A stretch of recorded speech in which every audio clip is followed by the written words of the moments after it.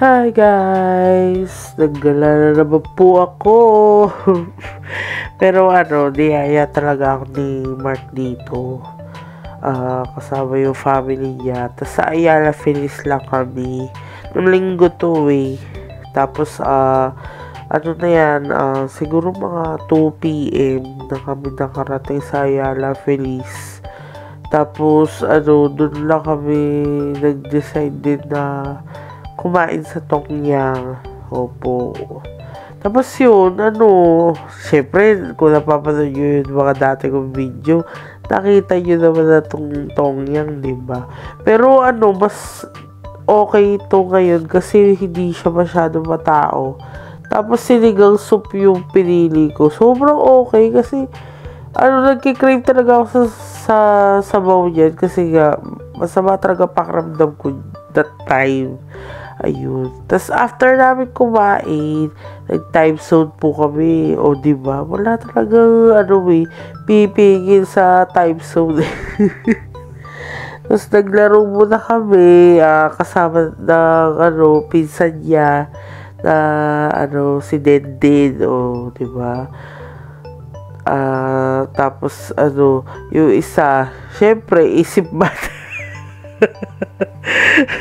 Ang hilig pa rin talaga sa mga games na ganyan eh.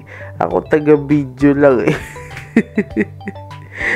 Tapos nagaya kami ng bowling after yan. Mga naglalaro kami, ganyan.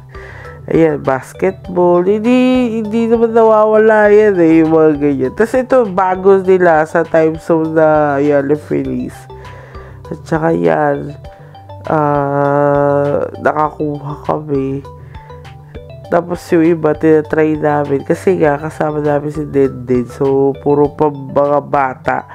Pero hindi ko na video si Dendin dun eh. Nakakuha siya ng tickets dyan.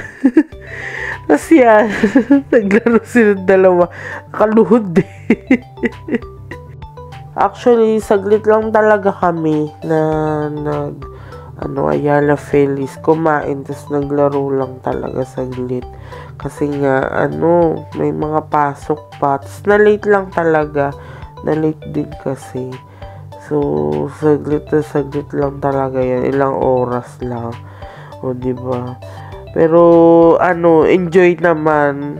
Medyo lang talaga ako na down yan kasi grabe yung ko dyan, nilalagdat ako na ewan, ganun.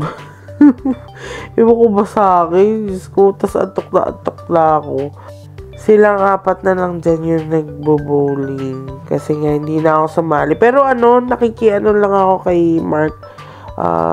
Nakikitira. Bakit ito? Pero dyan, galing-galing na ni Denden dyan. Ayun lang, guys. Subihan time na yan after. Bye!